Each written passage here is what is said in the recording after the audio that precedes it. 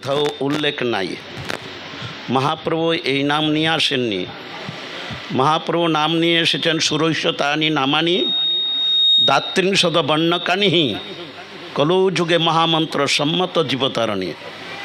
একমাত্র সম্যক রূপে জীব উদ্ধার লাভ করবেন হরের নাম হরের নাম হরের নামইব কেবলম কলৌ নাস্তব্য নাস্তব্য নাস্তব্য গতির অন্যথা। হরি নাম বিনা আর কোনো গতি নাই। 16 নাম 32টা অক্ষর তারক ব্রহ্ম নাম। সুরৈশতানি নামানি দাত্রিংশদ বর্ণকানি কলৌ যুগে মহামন্ত্র সম্মত জীবতারণী। এই নামেতে কি আছেন? পরিকর বৈশিষ্ট্য নাম।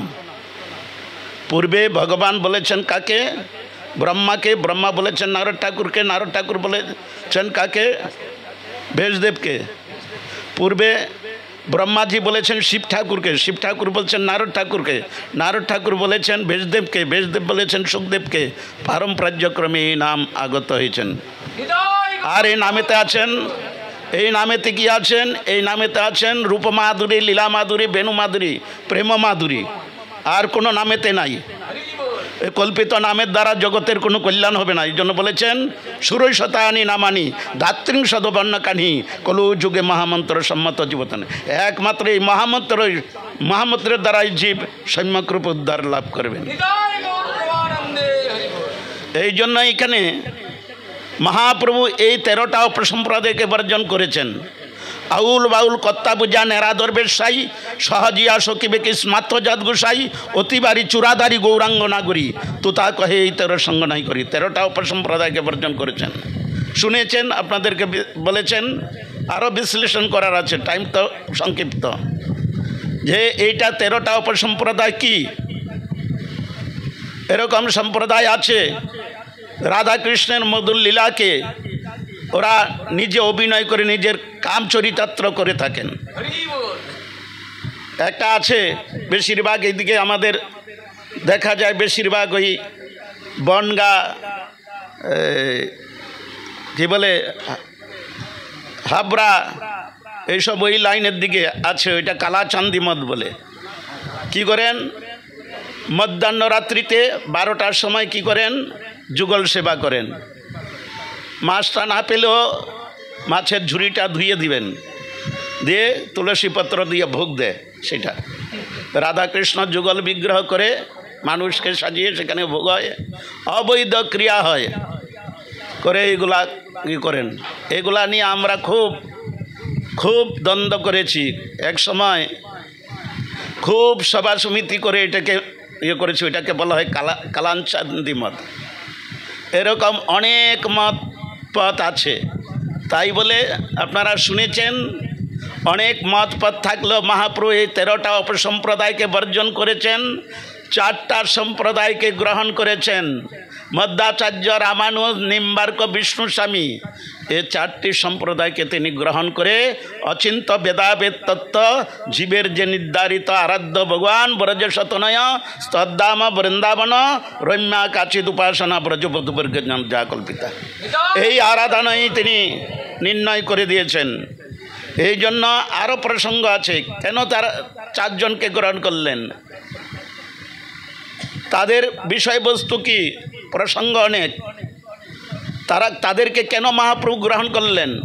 তারা কি কোন রসে আছেন সেই রস বিচারও রয়েছেন।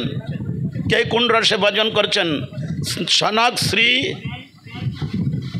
রুদ্র, শিব ঠাকুরকে, কেউ শিব ঠাকুরের আরাধনা করেছেন, কেউ লক্ষ্মী দেবীর আরাধনা করেছেন, কেউ ব্রহ্মার আরাধনা করেছেন, আর কেউ চতুর্শনের আরাধনা করেছেন। তার মধ্যে রস তাৎপর্য রয়েছে। সেই সব বিশ্লেষণ করতে গেলে অনেক ব্যাপার। এই জন্য মহাপ্রভু এদেরকে আবার কি করেছেন? শোধন করেছেন। মহাপ্রভু শোধন করে 4 জন আচার্যকে গ্রহণ করেছেন, করে অচিন্ত বেদাবেদ তত্ত্ব প্রকাশ করেছেন। আর এই সহজিয়া সকিবে কি? সহজিয়া বললেন কেন? সহজিয়া বলেন মাতাজি বাবাজি নিয়ে যদিচ্ছা কদর্য আচরণ করেন। আর সকিবে কি মানে শ্রী গোবিন্দ, আমাদের লীলা পুরুষোত্তম গোবিন্দ যেরকম সখীদের নিয়ে লীলা করেছেন, এরা তার অনুকরণ করেন। ভগবানের লীলাটা আমাদের অনুসরণীয়, আমাদের অনুকরণীয় নয়। ওই যে বললেন অনেক অনেক ভগবানের প্রাদুর্ভাব। ভগবান 7 বছর 8 মাস তিনি গিরিরাজ পর্বতকে বাম হাতের কনিষ্ঠ আঙ্গুলের মাথায় ধারণ করেছিলেন। তার দ্বারা সম্ভব হয়েছিল 7 দিন যখন অনর্গলভাবে আহার নিদ্রা পরিত্যাগ করে গিরিরাজ পর্বতকে ধারণ করে তিনি সমস্ত ব্রজবাসীকে রক্ষা করেছেন, গোবৎস সবকে। তারা তখন ভগবান সবার খাওয়া দাওয়া পড়া সমস্ত ব্যবস্থা করেছেন, কারো কোনো ব্যবস্থার ত্রুটি রাখেননি কর্তব্যের। ভগবান এরকম কর্তুম অকর্তুম অন্যতা কর্তুম ইতি হরিশ্বর। তবেই ভগবান তিনি 7 দিন যাবৎ কনিষ্ঠাঙ্গুলের মাথায় গিরিরাজ পর্বতকে 18 কিলোমিটার গিরিরাজ পর্বতকে কনিষ্ঠাঙ্গুলের মাথায় ধারণ করেছেন। 7 বছর 7 মাস বয়স তার। বললেন তোমরা নির্ভয়ে আমার কাছে আসো। চিন্তা করলেন ছেলেটি আমার না খেয়ে আছেন, উপবাস আছেন, 4 দিন যাবৎ কোনো জলও পান করে না আর খাওয়ারও গ্রহণ করে নাই, কনিষ্ঠাঙ্গুলের মাথায় গিরিরাজ পর্বতকে ধারণ করে রেখেছেন। কি করে সম্ভব? তাইলে আমরা একটু একে ধারণ করি। গোপগণ কি করলেন? লাঠি বাড়ি দিয়ে ধরার চেষ্টা করছেন যে কানাই তুমি একটু ছেড়ে দাও, আমরা একটু লাঠি বাড়ি দিয়ে ধারণ করে রাখি, তুমি একটু কিছু গ্রহণ করো। বললেন না, একমাত্র আমার দ্বারাই সম্ভব এই গিরিরাজ পর্বতকে ধারণ করা। আমি যদি এখন ছেড়ে দেই তোমরা সব চাপা পড়ে এর তলেই বাস। কি বলেছেন? সুখ বলে আমার কৃষ্ণ গিরি ধরেছিল, ওগো সারি বলে আমার রাধার শক্তি সঞ্চারিল, নাইলে পারবে কেনে। সমস্ত শক্তির আধার যে বৃষানন্দিনী রাধা ঠাকুরানী, তিনি শক্তি যোগান দিচ্ছেন আর গিরিধারী তার গিরিরাজকে ধারণ করেছেন। সম্ভব? শক্তির মতো অবেদ পূর্ণ শক্তির আধার হইলেন বৃষানন্দিনী শ্রীমতী রাধা ঠাকুরানী করেন। এই জন্য ভগবান অনেকেই হতে পারেন। ভগবানের যে 64টি গুণ, অন্যান্য ভগবত তত্ত্বে অবতারের কথা বলেছেন, আর যে সে রাম শ্যাম যদু মধু অবতার হবে না। অবতার কে হবেন শাস্ত্রে নির্ণয় আছেন, ভগবানের কে অবতার। এই যে কলকি অবতার হবেন পূর্ব থেকে নির্ধারিত হয়েছেন। আর কোনো অবতারের কথা শাস্ত্রে কোথাও নেই। এই বলে থাকেন সাই অবতার, ওই অবতার, ওই অবতার, কোনো অবতারের কথা শাস্ত্রে বর্ণনা নাই কোথাও। সাই যে অবতার হবেন তারও কোনো বর্ণনা নেই, কোনো অবতারের কথা বর্ণনা নেই। একমাত্র অবতারের কথা কলির শান্তরণ পুরাণেতে বর্ণনা আছেন, কলকি অবতার আছেন। কলকি কিভাবে আসবেন, কার গৃহেতে আসবেন, কোথায় তার আবির্ভাব হবে, তিনি কিভাবে আসবেন, তার সমস্ত অস্ত্র কী আছে, সমস্ত বর্ণনা আছেন। আর কোনো অবতারের কথা বর্ণনা নেই।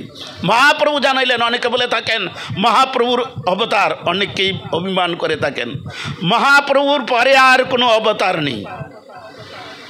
মহাপ্রভু নিজ মুখে বলেছেন সচী মাতাকে, এই 2 জন্ম মাগো সংকীর্তন আরম্ভে, হইব তোমার পুত্র আমি অবিলম্বে। পিতৃরূপে তুমি মাতা, তুমি সে ধরণী। আমার যে শ্রীমূর্তি বিগ্রহ তৈরি হবে, এই যে উপরে লেপ হবে, সেই পিতৃরূপে তোমার মা হবে। আর জিয়া রূপে তুমি মাতা, নামের জননী। জগতের জীব যে কৃষ্ণাম করবে, হরে কৃষ্ণ কৃষ্ণ কৃষ্ণ হরে হরে, হরে রাম রাম রাম হরে হরে। এই রূপে তুমি আমার মা হয়ে, জিয়া রূপে তুমি মাতা, নামের জননী। অত সস্তার নয়, বললেই অবতার হয়ে যাওয়া যায় না। অবতারের গুণগুলো আছে, প্রতিটা অবতারের গুণ আছে। আবেশ অবতার, মন্বন্তর অবতার, গুণাবতার, সমস্ত গুণগুলা রয়েছে। গুণগুলা কার মধ্যে আছেন? স্বয়ং নারায়ণই। নারায়ণের বক্ষ বিলাসিনী লক্ষ্মী ঠাকুরানী এতদিন নারায়ণের পাদপদ্ম সেবা করেছেন, বক্ষকে আলিঙ্গন করেছেন, করে কিছু পাননি। ভগবানের 64 গুণ, 60টি গুণের মধ্যে প্রতিটা ভগবত তত্ত্বতে 60টি গুণ আছে। 4টি বিশিষ্ট মাত্রায় গুণ যখন, বিশিষ্ট গুণ যখন দেখলেন, তখন লক্ষ্মীদেবী আপ্লুত হয়ে পড়লেন। স্বয়ং ভগবান ঈশ্বর পরম কৃষ্ণ সচ্চিদানন্দ বিগ্রহ, অনাদির আদি গোবিন্দ সর্বকারণ কারণ, তার মধ্যে যে 4টি গুণ বিশিষ্ট মাত্রায় রয়েছে, এই গুণ আর কোনো ভগবত তত্ত্বে নাই। দেখে লক্ষ্মীদেবী আপ্লুত হয়ে পড়েছেন। কি আমার প্রভু এতদিন সেবা করছি, তার মধ্যে মাত্র 60টি গুণ। আর তার যে আরাধ্য দেব স্বয়ং ভগবান, परमेश्वर ईश्वर परम कृष्ण सच्चिदानंद विग्रह अनादिर आदि गोविंद सर्वकारण कारण तार मध्य विशिष्ट 4टी गुण देखते पाচ্ছি আর কোনো ভগবত তত্ত্বে নাই যে নারায়ণকে বলছেন প্রভু একটা নিবেদন জানাচ্ছি আপনার চরণে বলে কি বলে আপনার তো এতদিন সেবা করলাম আপনার পাদ পদ্ম সেবা করলাম আপনার বক্ষ আলিঙ্গন করলাম করে তো কিছু পেলাম না ঘরে ঘরে দুয়ারে দুয়ারে আমি লক্ষ্মী বলে পূজিত হয়েছি এইটুকুই আমার কি একটু স্বার্থ আমি যে অহমিকায় বশবর্তী হয়ে আমি একটু পূজা গ্রহণ করেছি আর কিছু নাই এই যে ভাণ্ডটা আছে ঐশ্বর্যের ভাণ্ডারটা এটাও কিছু নয় আমার ঐশ্বর্য শিথিল প্রেমে নহে মোর প্রীত এই ঐশ্বর্য আমাকে বিষয় অনলে জ্বালিছে হৃদয় অনলে বারোয় অনল অপরাধ ছাড়ি লয় কৃষ্ণ নাম অনলে পরে জল লক্ষ্মী দেবী বলছেন আমি কিছু পাচ্ছি না কিন্তু সবার কাছে আমি তুয়াস পাচ্ছি পূজা পাচ্ছি सबके आमी ऐश्वर्य दिए तादेरके जालिए पुड़े छाई करे दिচ্ছি एरा कोनो दिनই निस्तार पाय ना ऐश्वर्যের জ্বালায় জ্বলে যায় तारा कोनो सुख शांति पाय ना आनंद पानाय आनंदेर उत्स हইল एकमात्र रसिक शेखर कल्लोल बारिधि भक्तिर समृत सिंधु भगवान तार मध्य देखছি विशिष्ट मात्राয় 4টি गुण विशिष्ट गुण রয়েছেন এটা তোমার মধ্যে না আমার ইচ্ছা হয় একবার তার সেবায় আমি রত হই लक्ष्मी देवी के तक बोलছে তুমি যদি আমার প্রভুর সেবায় রত হবে তাহলে আমি কি আর না বলতে পারি যাও তার গুণে আকর্ষিত হয়ে তুমি যাচ্ছ যাও গেলেন তখন গেলেন ভগবানের আরাধনা করতে কোথায় বৃন্দাবনে গেলেন কিন্তু আমি লক্ষ্মী ঐশ্বর্যময়ী আমি রাজলক্ষ্মী এই যে এই অভিমান ত্যাগ করতে পারেননি বলে বললেন এই শ্রীরাম বৃন্দাবন হলো কার করুণাময়ী বৃষানন্দী শ্রীমতী রাধা ঠাকুরানীর রাজত্ব এই রাজত্ব কেউ আসতে হলে প্রজা রূপে আসতে হলে আগে নাম লিখতে হলে আগে রাধারানীর আনুগত্য স্বীকার করতে হয় রাধার কি করলেন লক্ষ্মী দেবী পারলেন না ঐশ্বর্যময়ী তিনি বললেন আমি এলাম কোথায় ঐশ্বর্য বিলাসিনী লক্ষ্মী সবাই স্বর্গমত্ত পাতালে সবাই আমাকে পূজা করে আর আমি এই গুটি কারানি গোয়ালিনীর আনুগত্য স্বীকার করতে হবে আমাকে তা হবে না আজ পর্যন্ত সেই বেলবনেতে তপস্যায় রয়েছেন যদি রাধিকার দাসী যদি হয় অভিমান শীঘ্রই মিলিবে তব গোকুল কান রাধারানীর দাসত্ব যতক্ষণ পর্যন্ত স্বীকার না করছে ততক্ষণ পর্যন্ত সে কৃষ্ণ সেবা সুখ লাভ করতে পারে না যতই ঐশ্বর্য থাকুক না করে ঐশ্বর্য ধুলির স্বাদ ভক্তির কাছে প্রেমের কাছে সব ধুলির স্বাদ এই জন্য দেখুন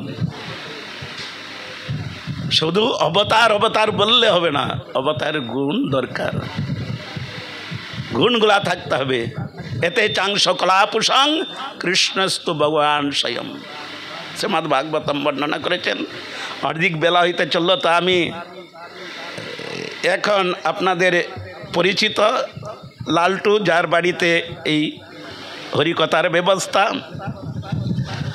সে এখন আপনাদের সম্মুখে একটু হরিকথা বলবেন।